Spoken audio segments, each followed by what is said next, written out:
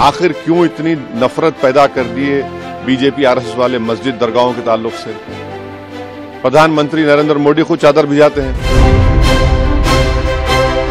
किसी मस्जिद पे मंदिर का क्लेम किया जा रहा है, कभी किसी दरगाह पे मंदिर का क्लेम किया जा रहा है। ये हमारे समाज के हित में नहीं है, देश के, ये हमारे देश के हित में नहीं है।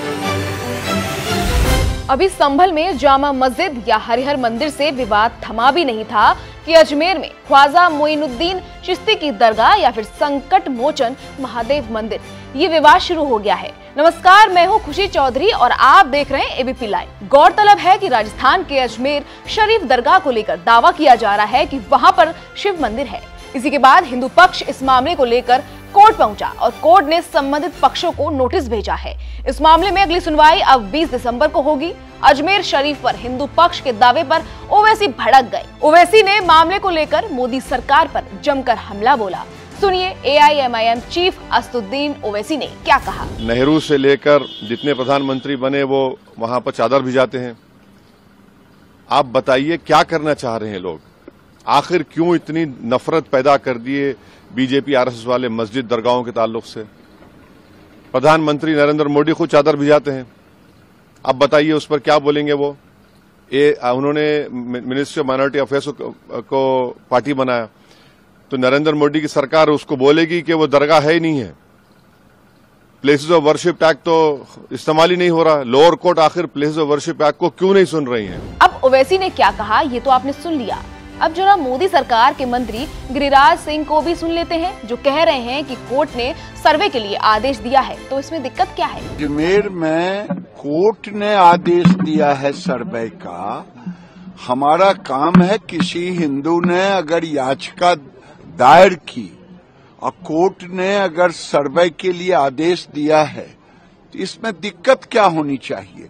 ये सत्य है कि जब आक्रांता आए थे मुगल तो हमारे मंदिरों को तोड़ा था। अजमेर दरगाह को लेकर उठे सवाल विवाद पर एक ओर जहां सियासत शुरू हो गई है तो दूसरी ओर अजमेर दरगाह के प्रमुख और उत्तराधिकारी नसीरुद्दीन चिश्ती का भी बड़ा बयान सामने आया है।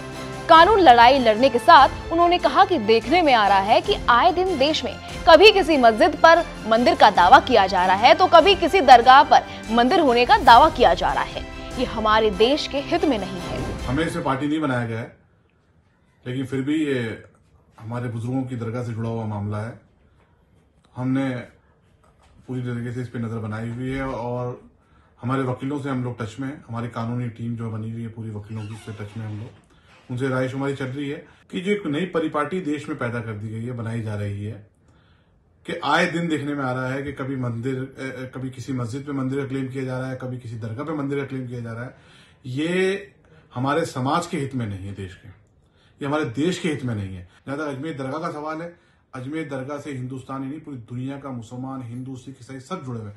सबकी आस्था इस दरगाह से जुड़ी हुई है। अजमेर का इतिहास 850 साल का इतिहास है। ख्वाजा साहब ख्वाजा मोइनुद्दीन चिश्ती रहमतुल्लाह जो आले नबी औलाद अली हैं, वो 1135 में 1195 में हिंदुस्तान में तशरीफ लाए और 1236 में आपका विसाल हुआ। उसके बाद से ये दरगाह आज तक यहाँ कायम है। ये बारगाह हमेशा मोहब्बत अमन का पैगाम देती है। गंगा जमनी तहजीब का गहवारा है। यहाँ पर ऐसा नापाक सोच रखना और इसके बारे में ऐसी बात करना, ये उन तमाम दुनिया के लाखों करोड़ लोग जो आस्था जुड़ी हुई है उनकी आस्था को ठेस है। ये समाज को बांटने का काम किया गया है, ये देश को तोड़ने का काम किया जा रहा है। कुछ समय पहले ही आरएसएस प्रमुख मोहन भागवत तक ने कहा था कि आखिर कब तक हम हर मस्जिद में शिवालय को ढूंढते रहेंगे?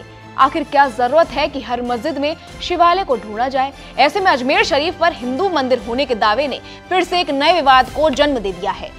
गौरतलब है कि अजमेर का इतिहास 850 साल पुराना है और दरगाह हमेशा मोहब्बत और अमन का पैगाम देती है।